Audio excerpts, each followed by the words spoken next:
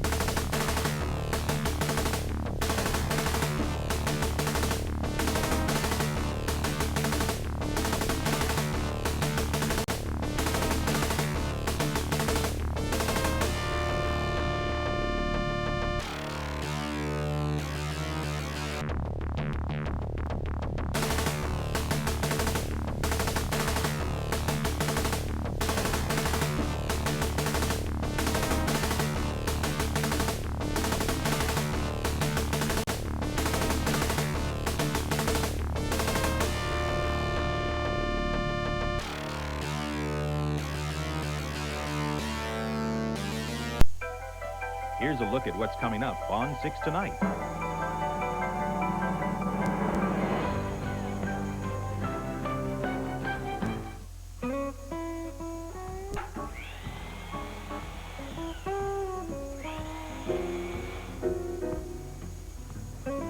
Hi, welcome back to Hometime.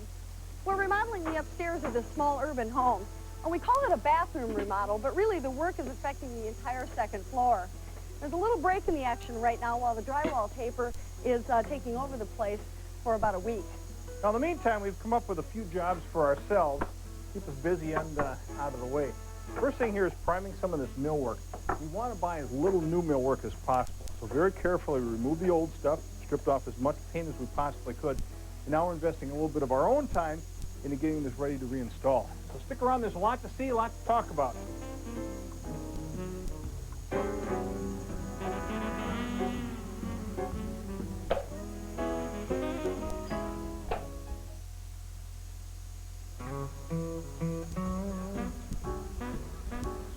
This house we're working on was long on charm, but short on size. Some of the bedrooms weren't much bigger than modest walk-in closets. The work so far has consisted of taking off all the original millwork, taking up a lot of the original birch flooring, and saving both to reinstall later on.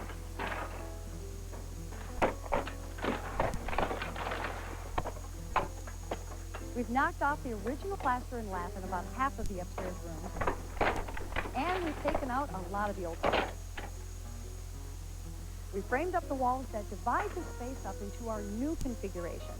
We've had our mechanical contractors in to do the preliminary work on the plumbing, the electrical, and the heating. And most recently, we've installed the insulation and drywall. That got us ready for Monty, our drywall taper. Well, if you're all set here, I'm going to go check in on Monty. Okay, sounds good.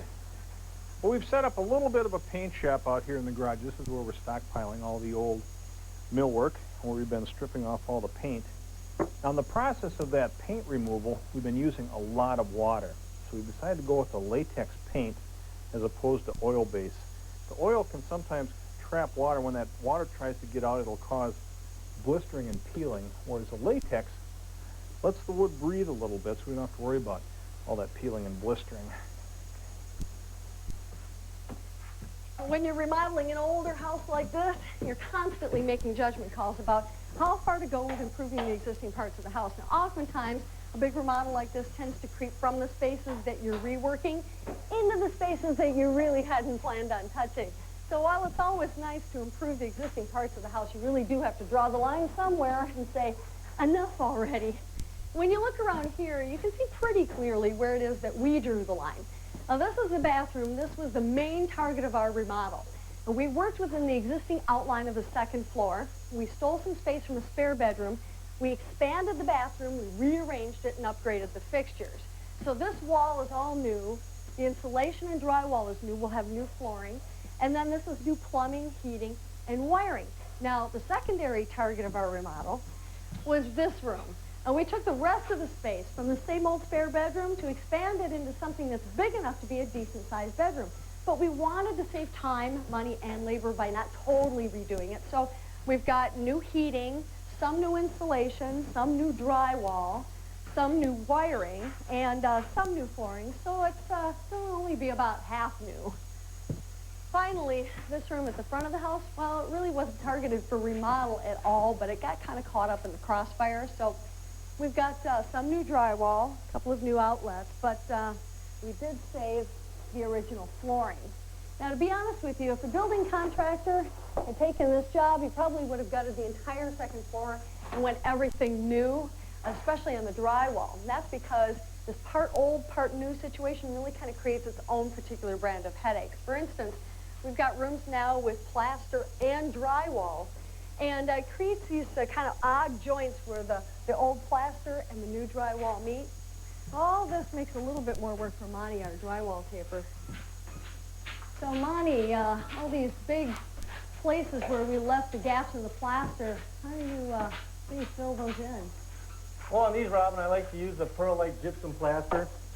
It works well for filling big gaps and holes in the plaster and drywall. Does it dry pretty quickly? Well, actually, it does dry very quickly. This is actually starting to dry right now.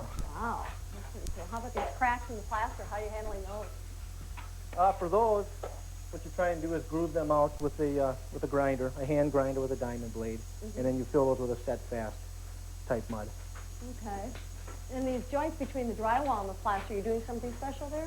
Well, between drywall and plaster, I like to use the mesh tape with the quick set mud again. Yeah, it works, mesh. right, it works real well. All right. We try to get these joints here nice and flat for you. Is that going to work out okay? That should be all right. I appreciate that. Again, I use this with the quick set mud, and then we build it out as far as we need to give the illusion of being flat. Great. So how late do you think you'll be working today? Oh, I imagine we'll be here quite late, probably till 8 or so, I suppose. Okay. Well, again, we appreciate you working us into your schedule. Thank you. Okay, thanks, Monty. Stuff's gone.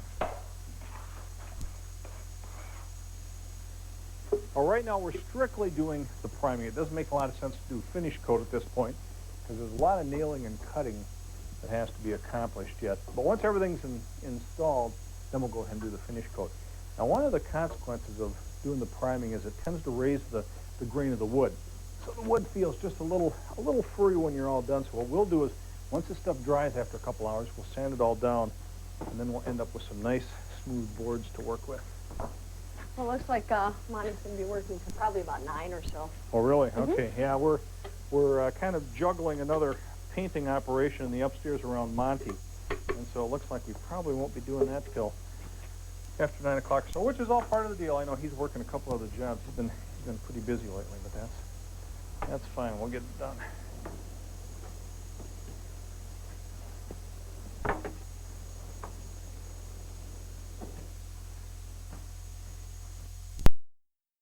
Thank you for watching, and remember to like, comment, and subscribe.